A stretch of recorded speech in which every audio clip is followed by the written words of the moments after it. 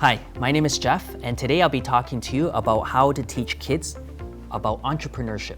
Okay, so why is that important in my opinion is because it comes with leadership skills and communication skills. This is important, especially when they're growing up.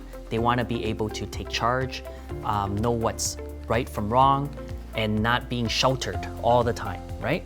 So one of the first thing I want to show, if you want to show your kids and want to teach them, is financial literacy. Okay, and one of the best toys that or games that I do with my children is Monopoly. We try to do it once a week, and this Monopoly game teaches several things that are pretty cool that they can use as a life skill. Number one is counting money. Okay, so learning to collect money, receive money, pay money. Those are things that you can't really teach through school, but through game they can learn that and experience it, what it's like to be doing that in real life. They learn how to buy properties, collect rent, sell properties, negotiate. To me, in my opinion, those are very good life skills that, again, they don't really teach at school, but you can pick it up early and teach your children real quick, okay? Another item here in terms of teaching them how to be a better entrepreneur is encourage an attitude of exploration. Right? Give them that freedom to explore, ask questions. When they're solving problems, solve it together. I know it's easy to jump the gun and give them the answer if they have a question, but if you have the patience and the time, make it like a collaborative effort so they can solve it on their own. Because when they solve it, they'll remember. If you tell them, they won't be able to retain it, okay? Next one here is teach goal settings and planning. That's very important, because 80% of what you write down on paper usually gets done. Otherwise, it's all cluttered in your head, and you wouldn't even know where to start, where to begin, what's the priority, what is not, and eventually nothing gets done. Okay, so when you teach your children how to itemize what's important to them, then they'll know what is the priority, okay? Urge them to have teamwork, okay?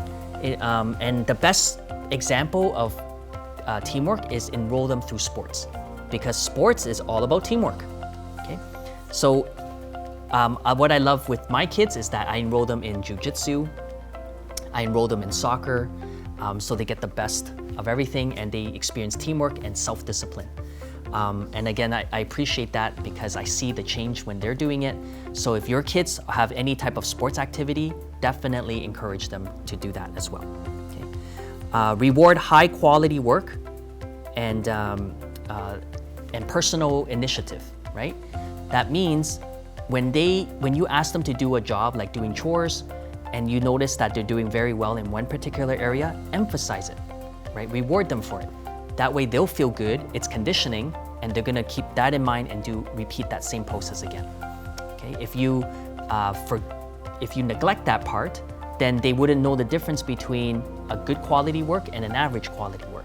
So next time, guess what they're gonna be thinking? They're gonna think that I'll just do less, right? Instead of more, since both results end up to be the same. Okay, so children are very smart, very observant. You gotta make sure you reward them appropriately, okay? Learn when failing. This is a hard part for a lot of people because they're so scared to fail. In my opinion, failing is just another way to learn a new skill, a stepping stone, because this time you're not starting from scratch, you're starting from experience, okay? So teach children that it is okay to fail as long as they fail forward, okay? So failing is never a bad thing, and they should be proud that they've tried it and it's okay, it doesn't work, they can try another way for it. So it gives them that confidence, self-confidence. Communication skills is so important, I believe. I teach my kids manners, speaking to elders, if they're on the phone, how to be clear, slow, concise, okay? And the best way to communicate is how you deliver your message. It's not what you say, it's how you say it, okay? And another one is giving back. Whenever they make money, you want to make sure that a percentage of that goes to charity of their choice. So that gives them that fulfillment of all their hard work. It's not just benefiting them, but there's a greater cause that other people can benefit as well. Okay, so there's a lot of other things that I want to share with you as well, but unfortunately, we don't have all the time today to do that. But if you have any questions, email me below. And that being said, I want to thank you for listening in, and I'll talk to you next time.